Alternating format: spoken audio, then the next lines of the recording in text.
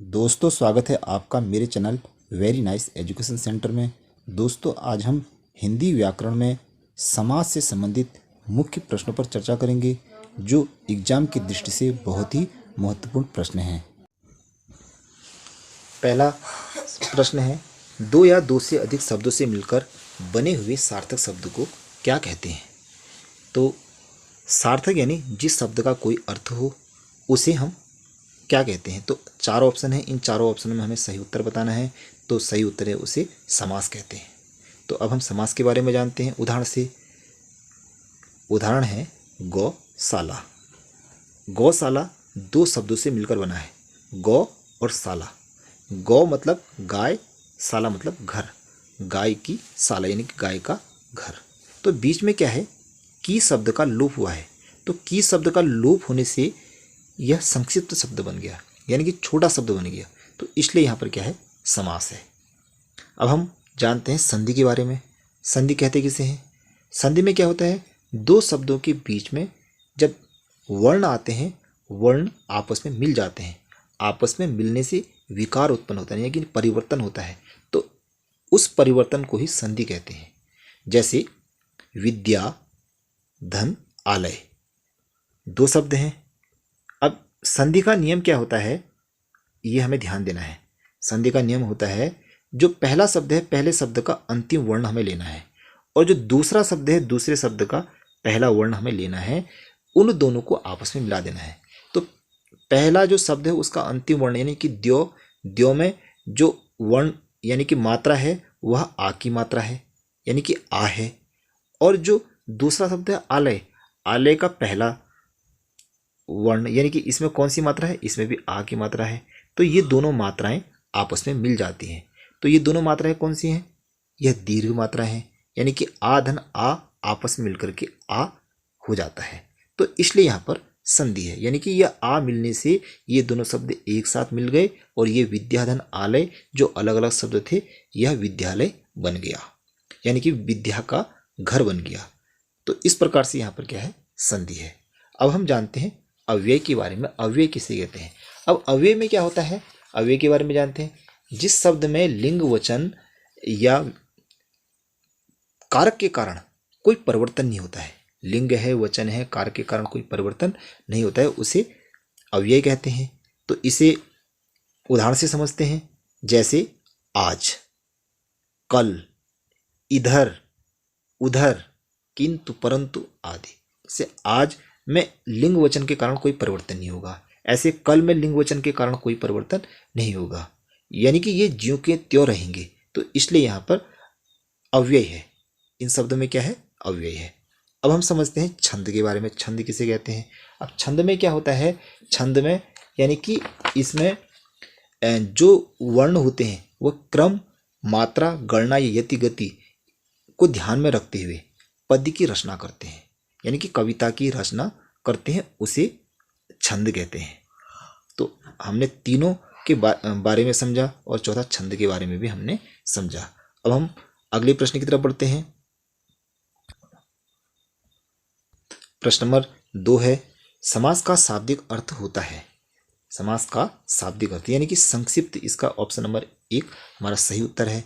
प्रश्न नंबर अगला है, जिस समास में उत्तर पद प्रधान होने के साथ ही साथ पूर्व पद तथा उत्तर पद विशेषण विशेष्य का संबंध होता है उसे कौन सा समास कहते हैं? यह समास की परिभाषा है। अब कौन से समास की परिभाषा है यह हम समझते हैं। जिस समास में जो पहला पद होता है यानी कि पूर्व पद होता है उसमें विशेषण होता है, और जो उत्तर पद यानी कि दूसरा पद होता है उसमें विशेष्य होता है, तो वो दोनों आपस में संबंध को दर्शाते हैं। तो आपस में संबंध को दर्शाने वाला कर्मधारय समास है। इसमें पहला पद विशेषण और दूसरा पद विशेष्य होता है। जैसे नीलकंठ। नीलकंठ में क्या है, नीलकंठ में जो नील है वह विशेषण है, और जो कंठ है वह विशेष्य है। ये दोनों आपस में संबंध को दर्शा रहे हैं, यानी कि नीलकंठ, नीलकंठ यानी जिसका गला नीला है। कंठ माने गला क्या है, नीला है। तो यहाँ पर कर्मधारय समास है। तो अगले प्रश्न की तरफ बढ़ते हैं। अगला प्रश्न है प्रश्न नंबर 4, निम्न में से कौन सा पद अव्यय भाव समास है? तो अव्यय भाव समास के बारे में जानते हैं। तो इस समास में क्या होता है, जो पहला पद होता है वो प्रधान होता है, यानी कि पूर्व पद हमेशा प्रधान होता है और जो उत्तर पद होता है वह संज्ञा होता है। ये इसका हमें विशेष ध्यान रखना है। पहला पद हमारा प्रधान हो गया और दूसरा पद संज्ञा हो गया, ऐसे समास को अव्यय भाव समास कहते हैं। इसे भी इसका उदाहरण है, यानी कि इसका जो सही उत्तर है वह है ऑप्शन नंबर 2, यानी कि प्रतिदिन। प्रतिदिन में क्या है कि जो पहला पद है यानी कि प्रति है, प्रति क्या है, प्रधान है, और जो दिन है दिन में संज्ञा है। अगले प्रश्न की तरफ बढ़ते हैं। अगला प्रश्न है, प्रश्न नंबर 5 है, निम्न में से कर्मधारय समास किसमें है? कर्मधारय समास के बारे में हमें जानना है। स्क्रीन में 19वां प्रश्न है, परमेश्वर। परमेश्वर में कौन सा समास है? परिभाषा में क्या? तो परमेश्वर में समास है कर्मधारय समास। तो परम विशेष्य होता है, तो और आपस में दोनों संबंध को दर्शाते हैं, तो यानी कि संबंध को दर्शाने वाला क्या है, नीलोत्पलम। तो यहाँ पर कर्मधारय समास है। तो प्रश्न नंबर 6 की तरफ बढ़ते हैं। प्रश्न नंबर 6 है, जितेंद्रिय में कौन सा समास है? तो जितेंद्रिय में समास ढूंढना है। तो जितेंद्रिय में क्या होता है, जितेंद्रिय यानी इंद्रियों को वश में करने वाला, यानी जीतने वाला। तो इंद्रियों को में विजय कौन प्राप्त करेगा, जो भगवान होगा, तो उसे भगवान। तो यानी कि तीसरा अर्थ प्रकट कर रहा है। तो जो समास तीसरे अर्थ को प्रकट करता है और दोनों आपस में, दोनों शब्द क्या होते हैं, एक समान होते हैं, तो वहां पर बहुब्रीहि समास होता है, यानी कि तीसरा शब्द प्रकट कर रहा है, यानी तीसरे शब्द का निर्माण कर रहा है। तो अगले प्रश्न की तरफ बढ़ते हैं। अगला प्रश्न है प्रश्न नंबर 7, देशांतर में कौन सा समास है? देशांतर यानी कि दोनों देशों के बीच में अंतर रखने वाला। अब देशांतर में समास बताना है, तो इसमें क्या होता है, देशांतर यानी देशांतर क्या है, पहला पद इसमें संज्ञा होता है और जो दूसरा पद होता है वो प्रधान होता है। जिस समास में पहला पद संज्ञा और दूसरा पद प्रधान होता है उसे तत्पुरुष समास कहते हैं। तो यानी कि इस समास का जो सही उत्तर है ऑप्शन नंबर 2 सही उत्तर है। अब हम अगले प्रश्न की तरफ बढ़ते हैं।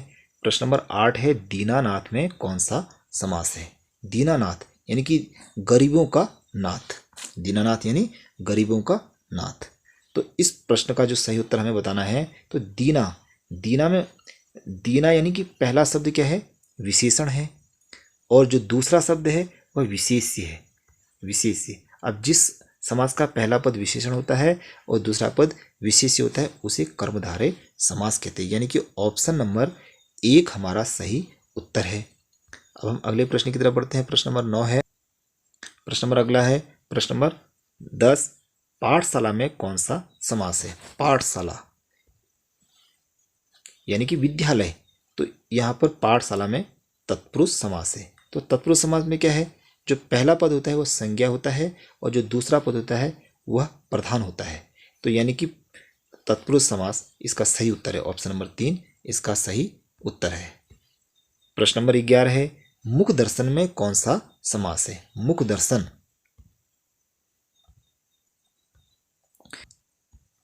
तो इसमें समास ढूंढना है हमें मुख दर्शन, यानी कि अपने मुंह के दर्शन, मुंह के दर्शन। अब मुंह का दर्शन कौन करेगा?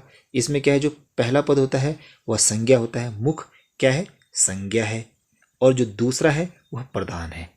तो जिस समास में पहला पद संज्ञा होता है और दूसरा पद प्रधान होता है उसे तत्पुरुष समास कहते हैं, यानी कि ऑप्शन नंबर 2 हमारा सही उत्तर है। अगला प्रश्न है, निशाचर में कौन सा समास है? तो निशाचर में हमें यानी कि रात को विचरण करने वाला कौन होगा? राक्षस होगा, यानी कि तीसरा अर्थ प्रकट कर रहा है। तो तीसरा अर्थ प्रकट जहाँ पर हो रहा है तो वहाँ पर बहुब्रीहि समास है, यानी कि ऑप्शन नंबर 3 हमारा सही उत्तर है। प्रश्न नंबर 13 है, यहाँ पर भी निशाचर आ गया है, मिसप्रिंट हो गया। अगला प्रश्न है, चौराहा में कौन सा समास है? चौराहा जहाँ पर 4 रास्ते आपस में मिलते हैं, तो यहाँ पर जो चौराहा है यानी कि चौराहा, यहाँ पर संख्या का बोध हो रहा है, यानी कि जिस समास में संख्या का बोध होता है, किसमें? पहले वाले पद में, और दूसरा पद संज्ञा होता है। दूसरा पद क्या होता है? संज्ञा होता है। तो उसे कौन सा समास कहते हैं? उसे द्विगु समास कहते हैं। द्विगु समास में पहला पद संख्या का बोध कराता है और दूसरा पद संज्ञा होता है, यानी कि नाउन होता है, तो उसे द्विगु समास कहते हैं। अगला प्रश्न है 14वां, सपुरुष में कौन सा समास है? सपुरुष, स माने श्रेष्ठ, पुरुष माने इंसान, श्रेष्ठ पुरुष। में कौन सा समास है? तो ये हमें बताना है। श्रेष्ठ स विशेषण है और पुरुष क्या है? विशेषता बता रहा है। तो इस प्रकार इस समास का जो सही उत्तर है वह है ऑप्शन नंबर 2, यानी कि कर्मधारय समास इसका सही उत्तर है। प्रश्न नंबर अगला है, प्रश्न नंबर 15 है, 10 मुख में कौन सा समास है? 10 यानी संख्या का बोध करा रहा है। मुख 10 मुख यानी कि 10 मुंह वाला, उसमें कौन सा समास है? तो यहाँ पर संख्या का बोध हो रहा है। अब संख्या का बोध पूर्व पद में हो रहा है, उत्तर पद क्या है? संज्ञा है। तो यहाँ पर अगर हम देखें तो द्विगु समास है, लेकिन यहाँ पर द्विगु समास नहीं है। लेकिन पहला पद संज्ञावाचक होने के बाद लेकिन तीसरा अर्थ प्रकट कर रहा है, यानी कि दोनों आपस में मिलकर के तीसरे पद का निर्माण कर रहे हैं। यानी कि 10 मुंह वाला कौन होगा? रावण होगा। जहाँ पर संज्ञावाचक शब्द अगर पहला है और उसके बाद तीसरा अर्थ यदि प्रकट कर रहा है तो वहाँ पर रावण होगा, ना कि द्विगु होगा। तो इस आधार पर यहाँ पर बहुब्रीहि समास होगा, यानी कि ऑप्शन नंबर 2 हमारा सही उत्तर है। इस बात का हमें विशेष ध्यान रखना है। अगला प्रश्न है स्क्रीन में, विशेषण और विशेष्य के योग से कौन सा समास बनता है? बहुत बार ये प्रश्न आ गया है। तो विशेषण और विशेष्य के योग से कौन सा समास बनता है? ऑप्शन नंबर 1 हमारा सही है, यानी कि कर्मधारय समास बनता है। अगला प्रश्न है 17वां, द्विगु समास का उदाहरण है। अभी मैंने बताया द्विगु समास की परिभाषा। तो द्विगु समास यानी कि पहला पद संख्या का बोध करा रहा है, संज्ञा का नहीं, संख्या यानी कि नंबर का बोध करा रहा है। और दूसरा जो पद है वो संज्ञा का बोध करा रहा है, यानी कि नाउन का बोध करा रहा है। तो वहाँ पर कौन सा समास होगा ये हमें बताना है। तो इस समास का जो सही उत्तर है वह है ऑप्शन नंबर 2, त्रि माने 3, भुवन यानी कि किसी का नाम है। तो यहाँ पर ऑप्शन नंबर 2 हमारा सही उत्तर है। अगला प्रश्न है प्रश्न नंबर 18, लंबोदर में कौन सा समास है? मैंने अभी बताया था आपको। तो लंबोदर जिसका पेट बहुत बड़ा हो, आपस में मिल जाते हैं। लंबो धन उदर, जिसका पेट बहुत बड़ा है उसे लंबोदर कहते हैं, यानी कि तीसरा अर्थ प्रकट कर रहा है। तो लंबोदर कौन से भगवान होते हैं? गणेश जी होते हैं। तो यानी कि तीसरे अर्थ को प्रकट कर रहा है। तो इस आधार पर बहुब्रीहि समास यानी कि ऑप्शन नंबर 2 हमारा सही उत्तर है। स्क्रीन में 19वां प्रश्न है, परमेश्वर। परमेश्वर में कौन सा समास है? तो परमेश्वर में समास है कर्मधारय समास।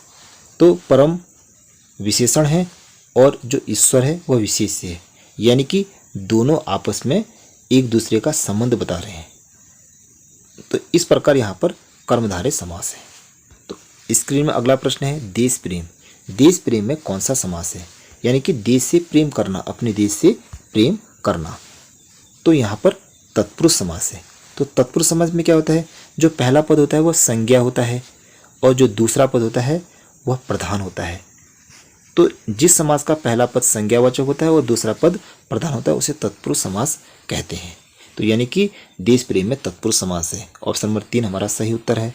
अगला प्रश्न है स्क्रीन में, पाप पुण्य में कौन सा समास है?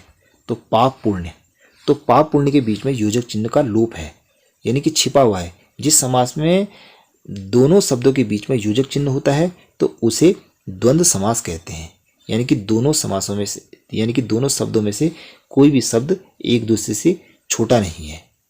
तो यहाँ पर द्वंद्व समास यानी कि ऑप्शन नंबर 4 हमारा सही उत्तर है।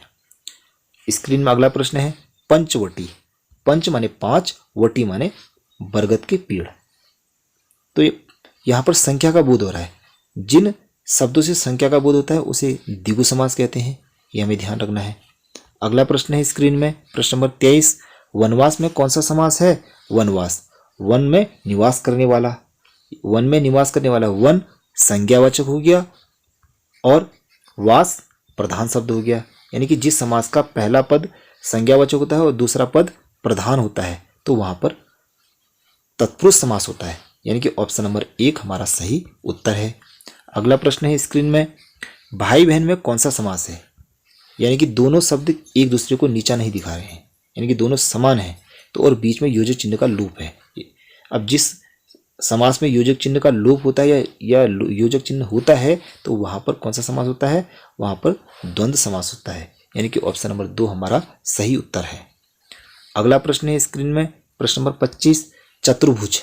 चतुर माने 4, भुज माने भुजा, जिसकी 4 भुजाएं हो, यानी कि दोनों शब्द मिलकर के तीसरे शब्द का निर्माण कर रहे हैं। तो जिसकी 4 भुजा है वो कौन है? विष्णु है, भगवान विष्णु। यानी कि तीसरा अर्थ प्रकट कर रहे हैं तो वहां पर बहुव्रीहि समास है, यानी कि ऑप्शन नंबर 3 हमारा सही उत्तर है। स्क्रीन में अगला प्रश्न है प्रश्न नंबर 26। नवग्रह, नव माने 9, ग्रह माने घर, 9 घर। तो संख्या का बोध करा रहे हैं, तो संख्या का बोध कराने वाले को क्या कहते हैं? वो उसे द्विगु कहते हैं, यानी कि ऑप्शन नंबर 3 हमारा सही उत्तर है। अगला प्रश्न है स्क्रीन में प्रश्न नंबर 27। गौशाला में कौन सा समास है? गौशाला यानी कि गाय की शाला, गाय का घर। तो यहाँ पर तत्पुरुष समास है। कौन सा समास है? तत्पुरुष समास, यानी कि बीच में की का लोप हो रहा है, तो यहाँ पर तत्पुरुष समास है। तो पहला पद क्या है इसमें? पहला पद संज्ञावाचक है और दूसरा पद प्रधान है। तो स्क्रीन में अगला प्रश्न है कन्यादान, कन्यादान में कौन सा समास है? तो ये हमें बताना है। तो कन्यादान में समास है, समास इसका है तत्पुरुष समास, यानी कि कन्या संज्ञा का बोध करा रहा है और दान क्या है? प्रधान है। तो यानी कि दूसरा पद प्रधान है तो तत्पुरुष समास है। तो ऑप्शन नंबर 2 हमारा सही उत्तर है। स्क्रीन में अगला प्रश्न है प्रश्न नंबर 29। सागपाद में कौन सा समास है? तो सागपाद, तो सागपाद में बीच में योजक चिन्ह छिपा हुआ है। तो जिस समास में, यानी कि जिस शब्द में योजक चिन्ह का लोप होता है या योजक चिन्ह होता है तो उसे कौन सा समास कहते हैं? उसे द्वंद्व समास कहते हैं। ये हमें ध्यान रखना है। अगला समास है, यानी कि इस टॉपिक का अंतिम प्रश्न है चक्रपाणी में कौन सा समास है? चक्रपाणी यानी कि चक्र को ग्रहण करने वाला। तो 4 ऑप्शन है, इन चारों ऑप्शनों में यानी कि तीसरा अर्थ प्रकट कर रहा है। तो चक्र को ग्रहण करने वाला कौन है? भगवान श्री कृष्ण है। तो इस आधार पर इस प्रश्न का जो सही उत्तर है वह है ऑप्शन नंबर 2, यानी कि बहुव्रीहि समास। दोस्तों ये थे समास से संबंधित 30 प्रश्न। इन प्रश्नों पर आज मैंने चर्चा की। दोस्तों यदि आपको वीडियो सही लगे तो प्लीज़ लाइक सब्सक्राइब जरूर करें।